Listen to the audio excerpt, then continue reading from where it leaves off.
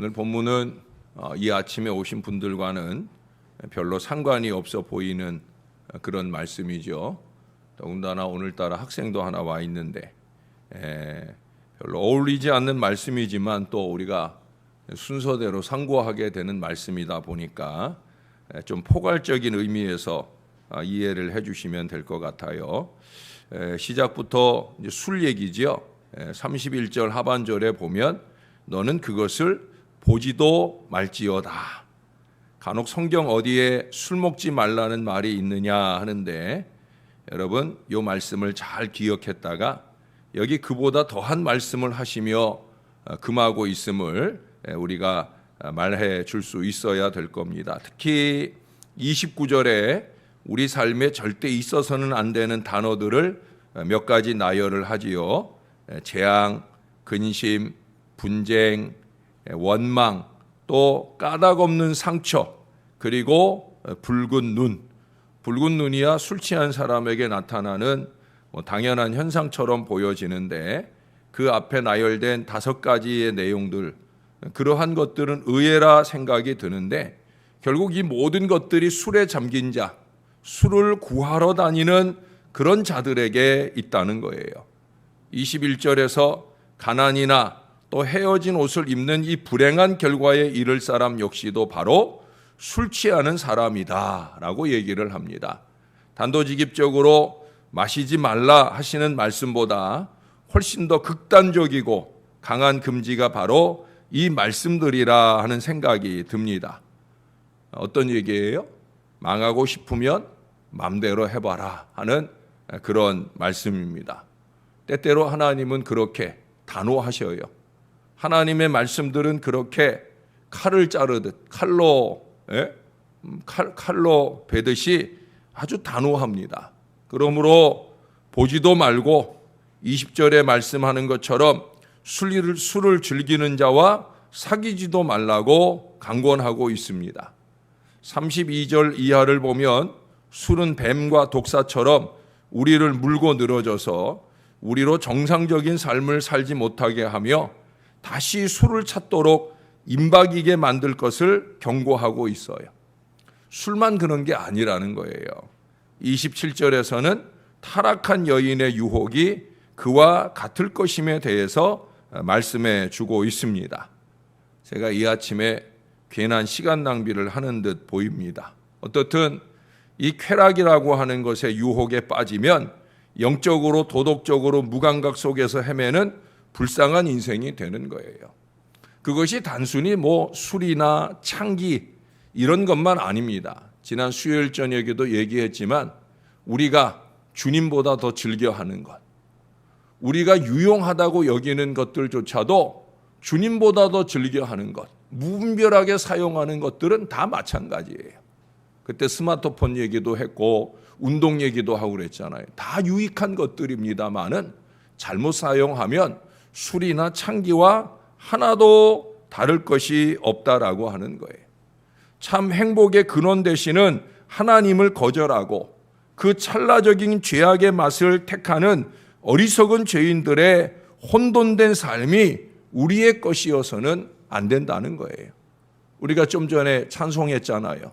세상과 나는 간 곳 없는, 무엇보다 세상이 간 곳 없는, 우리는 오직 구속한 주만 보여야 된다는 거예요. 담배 피는 사람들 얘기 들어보면 담배 한 모금 쫙 빨면 그러면 세상 근심이 다 사라진대요. 술에 취해버리면 거기 35절에 보세요. 사람이 나를 때려도 아프지 않고 나를 상하게 하여도 내가 감각이 없다. 내가 언제 어나 술 깰까 하여 다시 술을 찾겠다. 이렇게 무서운 거예요. 주님이 보이지 않아요. 저나 여러분들은 누구를 통해 위로를 받고 사는 사람이에요? 주님이죠. 구속한 주만 보이는 그 간증이 우리 안에 넘치는 거룩한 인생으로 살아야 되는데 그것보다 더 좋은 게 있다? 예?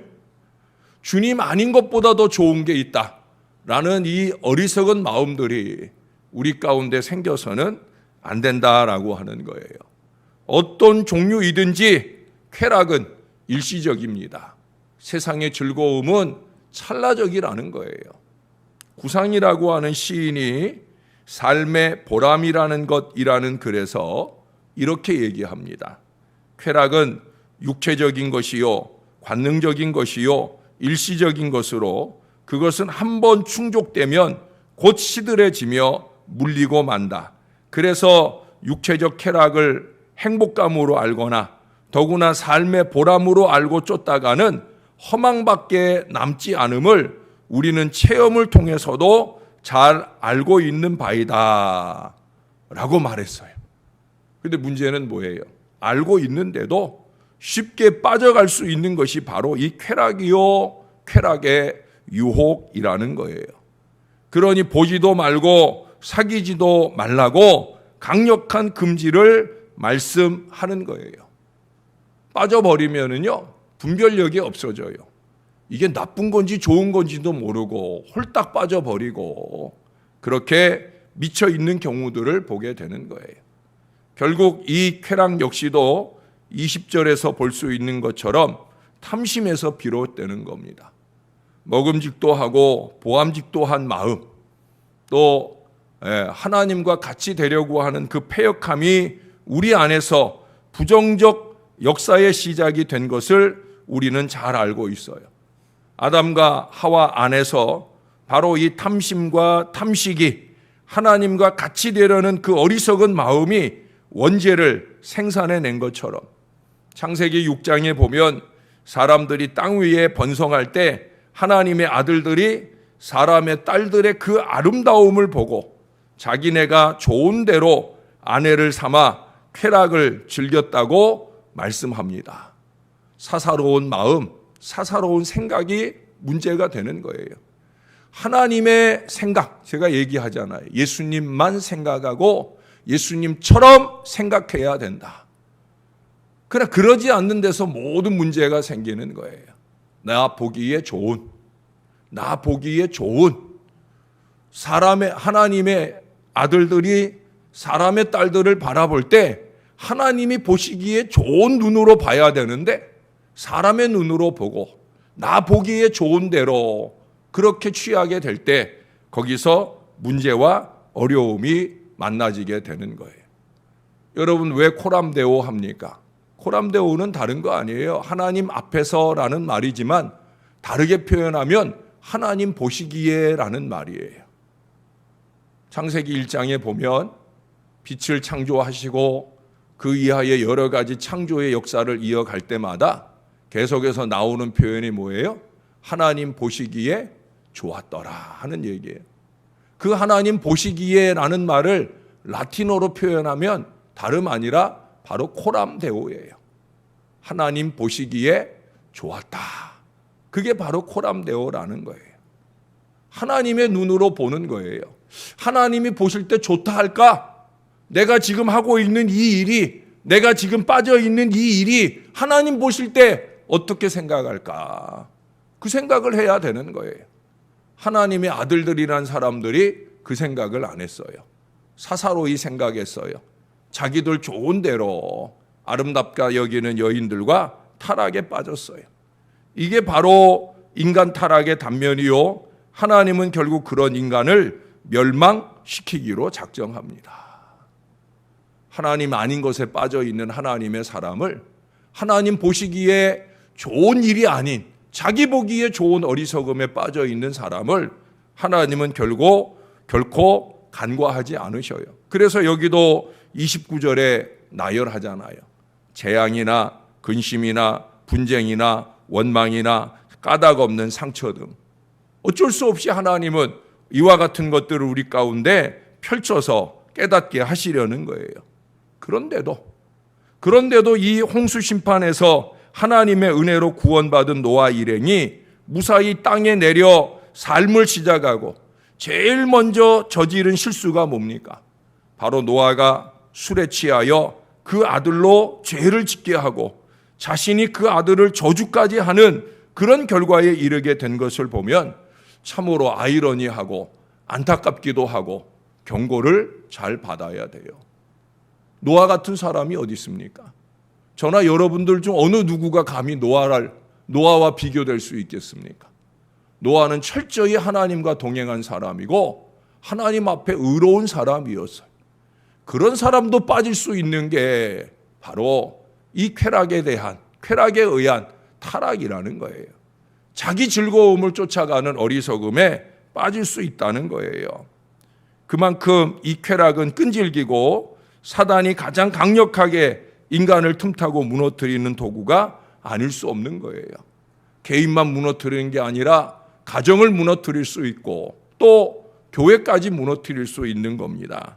사랑하는 여러분, 지금 세상은 날로 혼탁해져 가고 있잖아요. 술 사용량은 해마다 증가하고 이를 부채질하는 각종 쾌락 문화들이 가득합니다. 신문지상이나 인터넷 같은 데 보면 요즘에 젊은이들이 쫓는 쾌락의 문화는 이건 술 가지고는 안 된다는 거예요. 그 이상의 쾌락을 추구합니다. 여러분, 그러한 것들이 순식간이에요. 죄라고 하는 거, 악이라고 하는 거 순식간입니다. 잠시 좋아서 빠지기 시작한 일이 요 정도쯤이야 어떻겠나 싶어서 빠지고 넘치는 일들이 결국 우리가 헤어나오기 어려운 그런 자리까지 우리를 몰아간다고 하는 거예요.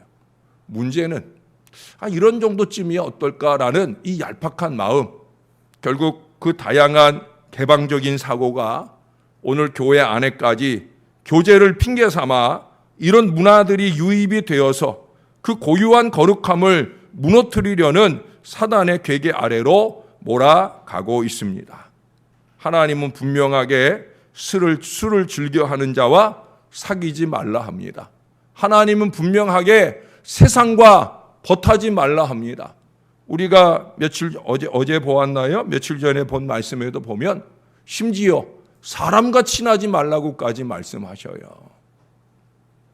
여러분, 인터넷 보시면서 스마트폰 들어가서 이것저것 세상 사람들이 좋다고 하는 것 함부로 옮기지 말라는 얘기를 제가 그래서 하는 거예요. 내용을 잘 읽어보셔요. 그게 예수 믿는 거룩한 사람들이 옮기고 나누어야 할 일인지 아닌지를 잘 분별하라는 거예요. 무신론적이고 심지어 미신적인 것들을 옮기는 어리석은 일들을 절대 하면 안 됩니다. 요즘 휴가철입니다. 휴가철을 맞으면 자칫 나태해지기 쉬운 때 아니겠습니까? 이러한 때 더더욱더 나를 지키고 교회를 지키는 거룩한 주의 백성으로 모든 쾌락을 이기는 주의 순전한 백성이 되기로 다시 한번 다짐하는 이 아침이 되기를 바랍니다. 나 보기에 좋은 것 아니다. 다른 사람들 보기에 좋은 게 좋은 거 아니다. 하나님 보시기에 좋은 것이 좋은 것이요 라는 사실을 언제나 기억하시고 우리 하나님께서 원하고 바라시는 그 아름다움으로 저와 여러분들의 영혼이 또한 우리의 공동체가 아름답게 지켜짐으로 이것이 나와 우리의 간증이 되어 하나님께는 영광이 되고 세상에서는 복음이 되는 놀라운 은혜가 충만하게 나타날 수 있게 되기를 우리의 구주 되시는 예수님의 이름으로 간절히 축원합니다. 기도하겠습니다. 하나님 아버지, 세속의 문화가 너무 교회 안에까지 쉽게 파고들고 우리의 손바닥에서 넘쳐나기 시작하면서 혼돈이 일어나고 있습니다. 이것이 신앙적인지 불신앙적인지 그 이상 미신적인 것인지도 알지 못한 채 우리는 어리석은 일들을 끊임없이 자행합니다. 이거 하나쯤이야, 이거 한 잔쯤이야 라고 하는 나태한 마음이 때때로 우리를 무지와 어리석음과 나태와 쾌락에 빠뜨리는 안타까움을 저지르게 합니다. 하나님 아버지, 신앙적인 것 안에도 얼마든지 좋은 것들이 많습니다.